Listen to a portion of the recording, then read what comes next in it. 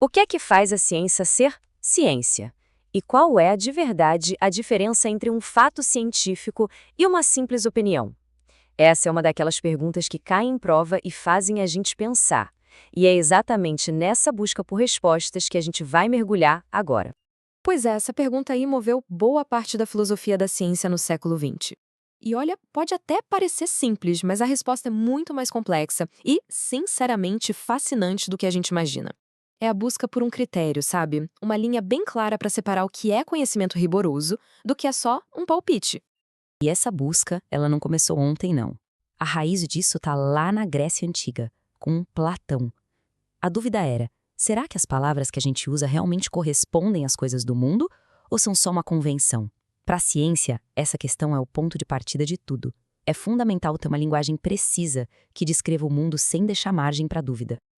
Dando um salto enorme no tempo, lá para o século XX, a primeira grande tentativa de resolver essa parada veio de um grupo de filósofos e cientistas muito influentes, o Círculo de Viena. Eles chegaram com uma proposta bem radical, uma regra super estreita para definir o que podia ou não ser chamado de ciência. E a regra deles era essa aqui, o princípio da verificação.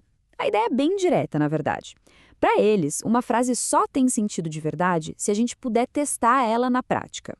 Se não dá para verificar uma afirmação olhando para os fatos, para a experiência, então, para o Círculo de Viena, essa frase não é científica. Para eles, ela nem sentido tem. Vamos ver na prática como isso funciona, que fica mais fácil. Se alguém diz a água ferve a 100 graus Celsius, isso tem sentido, certo? Porque a gente pode ir num laboratório e verificar. Agora, se a afirmação for a alma é imortal, bom, como é que se testa isso como experiência? Não dá. Então, para esses pensadores, esse tipo de frase estaria fora do campo da ciência. Só que aí surge um problema gigantesco. Pensa só na frase, todos os corvos são pretos. Para provar que isso é verdade, a gente teria que observar todos os corvos que já existiram, que existem e que ainda vão existir. Isso é simplesmente impossível. Bastaria achar um único corvo que não fosse preto para a teoria inteira ir por água abaixo. Então ficou claro que esse critério da verificação tinha uma falha bem séria. E a pessoa que apontou essa falha de um jeito genial foi o filósofo Karl Popper.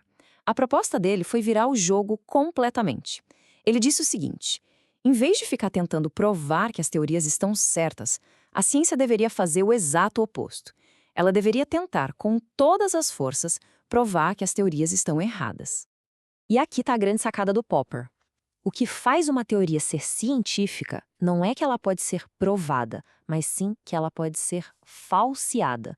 Ou seja, uma teoria científica de verdade precisa se expor ao risco. Ela tem que ser testável e, principalmente, tem que ser possível mostrar que ela está errada. Então, o método de Popper é basicamente uma caça ao erro. A gente começa com uma hipótese, tipo, todos os cisnes são brancos.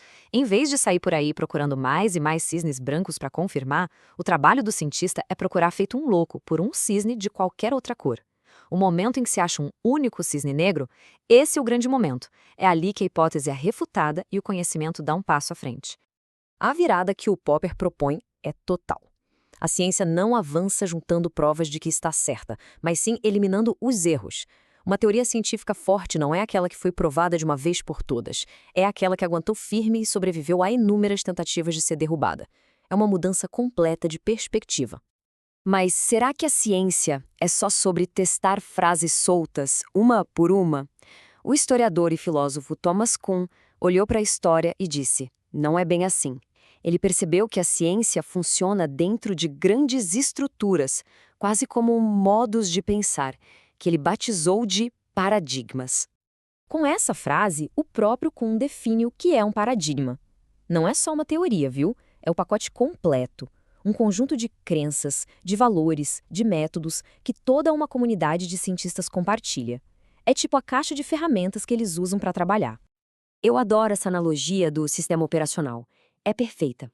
Durante um período que o Kuhn chama de ciência normal, os cientistas trabalham dentro das regras desse sistema, resolvendo os quebra-cabeças que ele permite. Eles não ficam questionando o paradigma o tempo todo. Eles usam o paradigma para fazer ciência. Só que, de vez em quando, começam a aparecer problemas que o paradigma não consegue resolver. São as anomalias. Quando elas se acumulam, o sistema entra em crise. E é aí que acontece uma revolução científica. Pensa na revolução de Copérnico. Um sistema operacional inteiro, com a Terra no centro, foi trocado por um novo, com o Sol no centro. A ciência não só evolui aos pouquinhos, ela passa por essas revoluções que mudam as regras do jogo por completo. Ok, já falamos de métodos, de paradigmas, mas tem mais uma coisa. E a mentalidade do cientista. O filósofo francês Gaston Bachelard foi fundo nisso, investigando o que ele chamou de espírito científico.